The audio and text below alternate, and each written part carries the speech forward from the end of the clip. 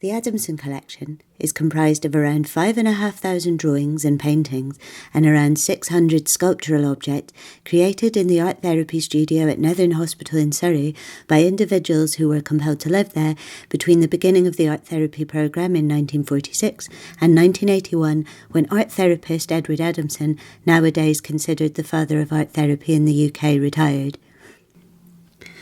The art therapy studio at Netherne was the first in a UK mental hospital, and the work created there, which is now the Adamson Collection, can be understood as art, it can be viewed as individual expression, but equally as therapeutic byproduct and historical document. I first encountered works from the collection in the 2016 exhibition at Welcome, Bedlam, the Asylum and Beyond. Because these are works which speak, they are utterances, expressions created by people who in large part do not exist elsewhere in their own words. They are spoken about, framed by first the medical and therapeutic gazes and then by the curatorial gaze. Netherne was a progressive institution, which meant it was an early adopter of new and experimental therapies, some of which we'd now understand as, at best, misguided and at worst, forms of institutional violence. But within that, the hospital was run with compassion and care for those compelled to live there. This is borne out by the complexities one encounters in the minute books, which record every aspect of how the hospital was run, and which provide invaluable insight into both the attitudes of management and medical staff to those compelled to live there, and the nuances of daily life, which show that there was a profound commitment to art in all forms at Netherne, in the development of the cutting-edge art therapy studio, in providing such things as theatre shows, film screenings and concerts, pianos and record players in communal recreation areas. Superintendent Eric Cunningham-Dax had noticed that the individuals who were compelled to live at Netherne felt driven to create, in the words of art therapist Edward Adamson, they had such a need to draw. They drew with matches on bits of torn-up lavatory paper and the fly leaves of library books.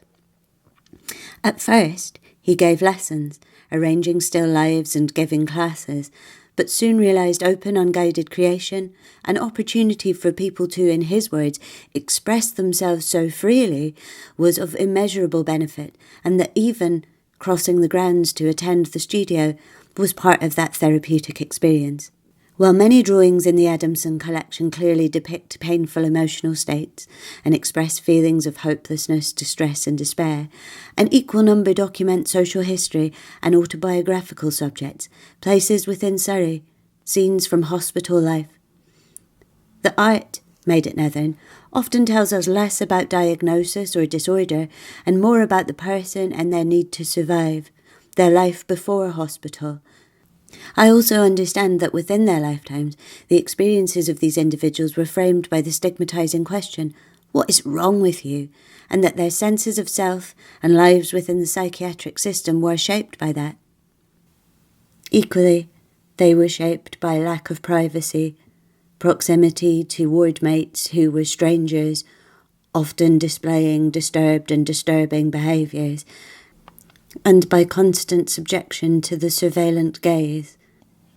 To live at Netherne was to exist in a state of surveillance, examined by doctors, watched by staff, accompanied everywhere, even to the lavatory at times, and when washing, unless otherwise judged fit to go alone.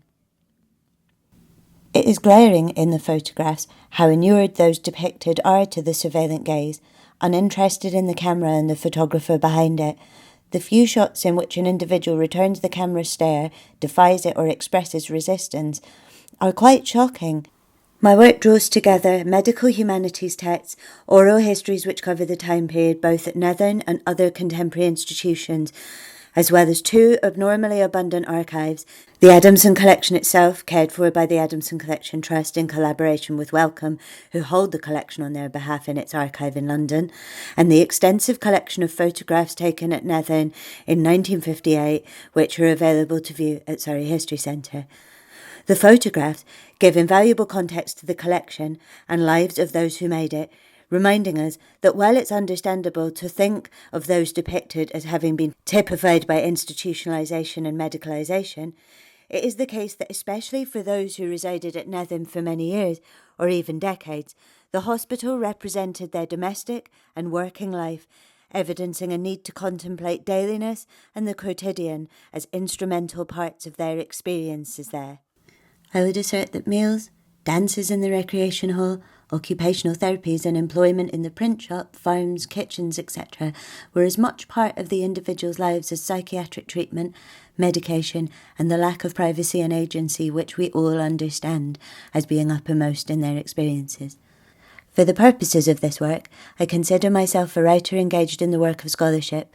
The writing is intended to recentre those who made the work in the Adamson Collection, so I refer to them as individuals who were compelled to live at Netherne Hospital rather than patients, since, while some people were compelled to live at Netherne as a result of what we'd still understand as distress or mental illness, others were compelled to live there as a result of what we now understand as discriminatory and persecutory attitudes to female promiscuity, same-sex desire, transness, gender non-conforming identities, and neurodiversity. The list sadly goes on. This is to say, I hope to approach the work in the collection and the lives and experiences of those who created it with an absolute acknowledgement that I arrive at it from a different time and place, carrying many and various kinds of unknowing, and on that basis, to try to create works which offer an invitation to empathise, to imagine, experimenting with mediums, forms and voices in order to best respect the real individuals on whose experiences my work is based, in the hope of drawing on archival documents to illuminate with some fidelity a version of what they may have lived with, lived through, and might have wished to express themselves.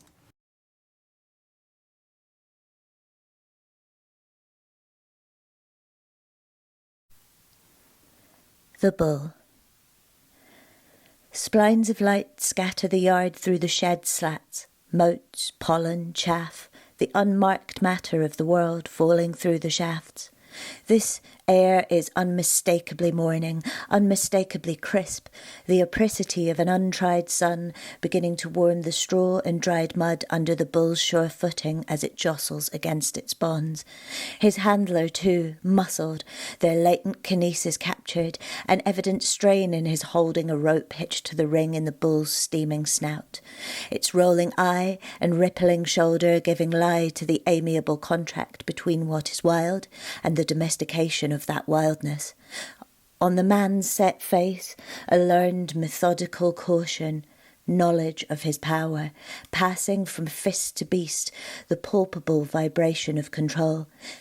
And only out of sight, nearby, the women walk, aproned to work, the white ties at their waist lifted by a light breeze.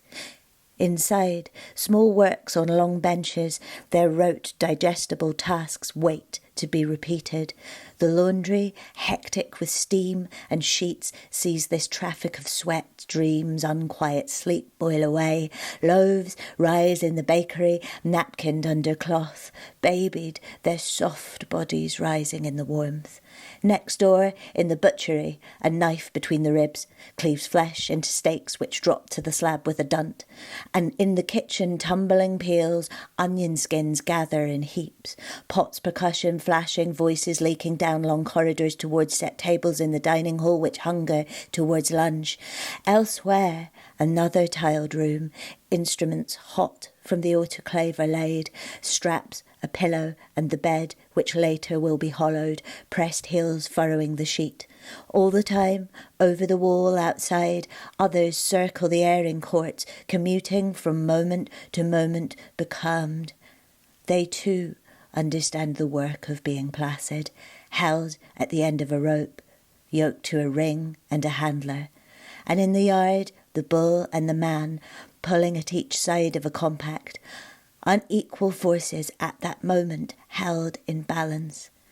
This is the way with care, clean bedding, obligation, voltage, square meals, a bolt to the head.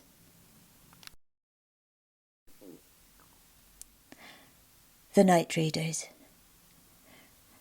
Wrestling into nightclothes, flocking bedward from the crowded lavatories where water grouses through the pipes and basins gather sound, conversations, arguments lunging from surface to surface, all the crude eruptions of the body, shameless now.